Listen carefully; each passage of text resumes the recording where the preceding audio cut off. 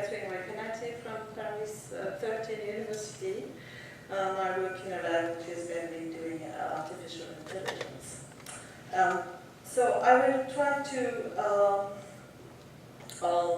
my paper is mainly a review of the characteristic of the diagrammatic inferential systems, and I also have a part on a play on mastermind, and the last part trying to explain why I think this kind of system would apply to semantics of natural languages in particular, and cognition in general. So I will just give you, since I have only 10 minutes, I will try to highlight 3 points, just to give you the flavor of the 2 last parts of my paper. So the first point is that icons or diagrammatic objects can be used as first-class citizens, meaning normal syntactical objects in a safe inferential system. This is not new. It has been, it was the main claim of Bauer in the beginning of the 19th. But I think this idea should be revived today because it's very interesting. So, Bauer had the idea of the logic as a theory of valid inference, which would be independent of the modes of representations. The idea, it was the original idea of the logician, the foundation of logicians. So I will just give you a few slides. Euler, it's attributed to Euler. In fact, you find that in Leibniz 1 century before. So you can have inferences through diagrams just by focusing on the thing. So if all A is B, if you know, you add now that all B is C, just by focusing on A, you get that all A is C. Then add to this, but the problem with other diagrams was that they cannot represent all the relationship between 2 cells, and then add some other representation. They represent that like this. Peirce adds the possibility of existential net, and but you know there's little difference between Venn and Peirce that in one here it's all the zone is accurate, and here you have just a small thing representing the emptiness. Well, this small variation makes a big difference to the end, but I have no time to explain this kind of thing. But the idea that you can represent even disjunction like that, there was Peirce and Peirce. Shin was a student of Bauer's, and she made the first real proof that you can use diagrams as logical, syntactical real objects. And, but because she handled disjunction and things like that, you have to build some rules to build new diagrams, and etc. So it's a bit tricky. Well, so one of these. So this point is important.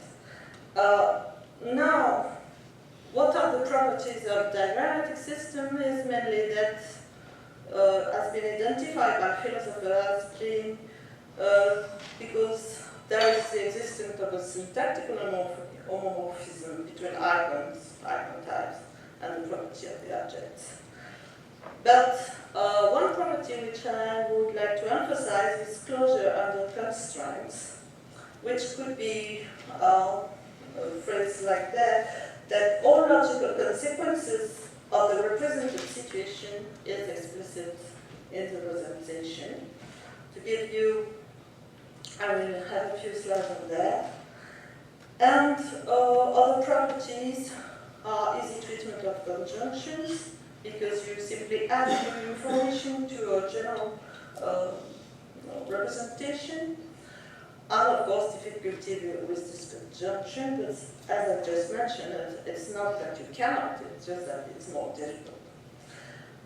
Another property frequently that contradictions cannot be represented. So you cannot have contradiction in these such systems. Each representation is a real possibility. So this is also interesting. Well, so I'll now move to the second point and try to explain why this characteristic can be resumed like this. They have a diagrammatic representation have a limited power of abstraction, but they are computationally very efficient. So I exemplify that with closure under constraints. If I told you that Omar is on the left of Lisa, you can represent it graphically like this. If now you add Lisa is on the left of Bart, you will put Bart here. And the fact that Omar is on the left of Bart is directly accessible, which means explicit on the diagrammatic representation. It's the same case as earlier, in fact.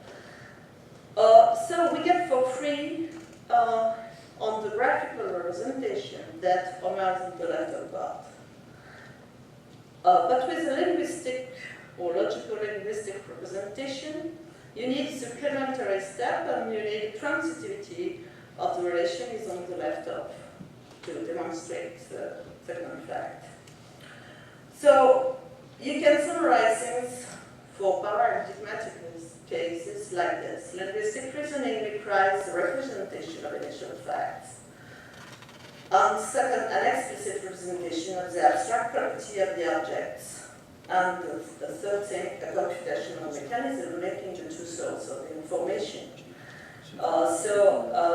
You will have this notion of declarativity with the explicit representation of abstract property and the representation of initial facts, and the computational mechanism can be generic, as we usually have, but could be as well kind of procedural thing. Okay. So diagrammatic reasoning to the opposite doesn't require all this. So this to characterize closure under constraints, some effort have been made by Shin and Overlander. And well, the idea is that you have a minimum abstraction representational system in which the representation corresponds to a unique model. You can abstract on these to get some by adding new symbols. My example is mastermind here. And to get, in fact, limited abstraction representation system, you can also add some proposition about the representation. So, for instance, an Excel table is such a thing. What has to be emphasized here that this has been characterized by Stenninger Overlander as being close notion to specificity, that you had to represent something, you're obliged to. But this is too strong, and in fact, you can decompose this thing into more and have emphasize the notion of localization, which is a unique token property. You see that in the paper, and iconicity especially. Iconicity, I would like to emphasize this. The iconic symbols are defined as having richly grounded meanings, which can be separated in all these readably inferable meanings, or easily remembered meaning, or internally modifiable meaning. For internally modifiable meaning, on computers we have many choices there, because we have a particular language which will have a syntax as well, in which iconicity could as well be used. So there are lots of remarks in the paper you can see about the way how you can handle such things. And the third point, the last point, is that having dual property, the combining of both systems in hybrid system is very promising. So the idea is that you don't need to have a unique homomorphism. You can have a homomorphism just to handle a certain property. And what is very important here is that what makes these systems correctly tied together is just that they know the same objects in the world. So you have no problem of consistency, no problem of coherence a priori. Or the one you will have due to the introduction of logic or time or things like that. I mean, some of the problem you're supposed to have, you don't have. I don't say that you don't have any problem, of course. But, and also another point I would like to underline is that you have new computational perspectives. And this is very important. The idea is just that if you can give a proof, a real proof, that something is bounded in one system, symbolic system, by, I don't know what, in this story it's about 9 here, 10 here. Well, if you do a diagonalization, it means that if you can transfer some information from one system to the other, and the cost here is not on the same topic. I mean, it has not to be taken by this idea that you have a meta-language covering the whole. You will have a very big surprise there. The first surprise is closed on the constraint. There is an explanation of that as well. So you have many perspectives. In the paper, I give some idea about reasoning and about linguistics, semantics in general, even for programming languages, as well for natural languages.